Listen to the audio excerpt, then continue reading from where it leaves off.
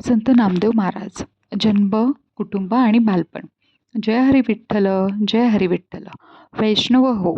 संतांची भक्ती, विठ्ठल रुक्मिणीची महिमा आणि आपल्या वारकरी परंपरेच्या प्रेरणादायी कथा ऐकण्यासाठी तुमचं मनापासून स्वागत आहे. मी ऐश्वर्या आणि हा आहे आपल्या भक्तीचा एक सुंदर प्रवास.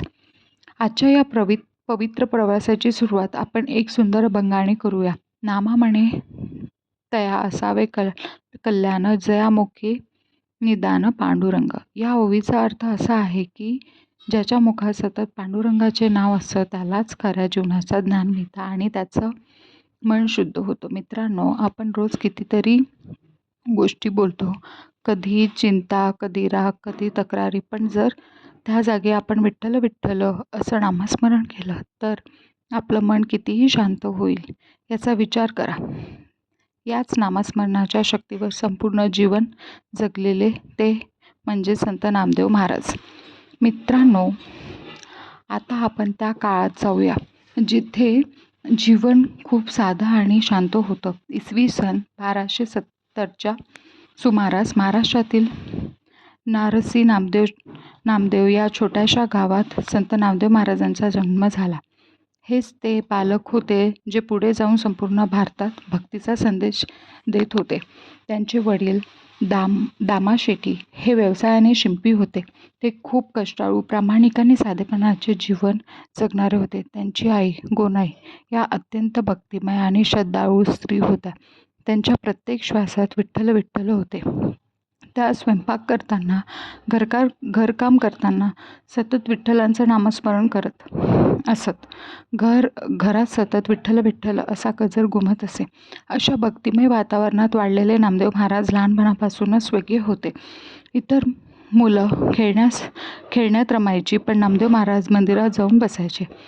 ते तासनतास विठ्ठलाच्या मूर्तीसमोर बसून राहायचे. कधी हसत, कधी काहीतरी बोलत, जणू काही ते देवाशी संवाद साधत होते. त्यांच्यासाठी विठ्ठल हा फक्त एक देव नव्हता, तर तो त्यांचा मित्र, सखा आणि सर्वस्व होता. त्यांच्या आई गोनाई त्यांच्याकडे पाहून खूप आनंदी व्हायच्या. त्यांना जाणवत होतं की हा मुलगा काहीतरी वेगळा आहे.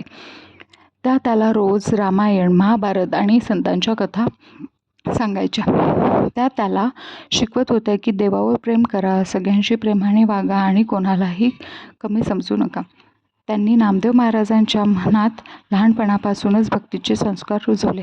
हळूहळू नामदेव महाराजांच्या मनात एक गोष्ट पक्क झाली की देव म्हणजे फक्त मंदिरात असलेली मूर्ती नाही, तर ते आपला सखा आहे, आपला मित्र आहे आणि तो नेहमी आपल्यासोबत असतो. त्याचा निरागस आणि शुद्ध मनामुळे त्यांची भक्ती दिवसेंदिवस वाढत गेली. मित्रांनो, लहान वयातच नामदेव महाराजांच्या मनात भक्तींचे बी पेरले गेले होते आणि ते पुढे जाऊन एक विशाल वटवृक्ष होणार होतं. ही फक्त त्यांच्या जीवन प्रवासाची सुरुवात होती. पुढे येणाऱ्या भागामध्ये आपण पाहणार आहोत की कसा हा छोटासा नामदेव स्वतः विठ्ठलाला नैवेद्य खायला लावतो आणि देवाशी थेट संवाद साधतो. आजच्या भागातून आपल्याला एक सुंदर शिकवण मिळते की लहानपणी दिलेले संस्कार आयुष्यभर घडवतं. भक्ती ही वयावर नाही तर भावनेवर अवलंबून असते आणि देव हा आपल्यापासून दूर नसून आपल्या मनातच असतो.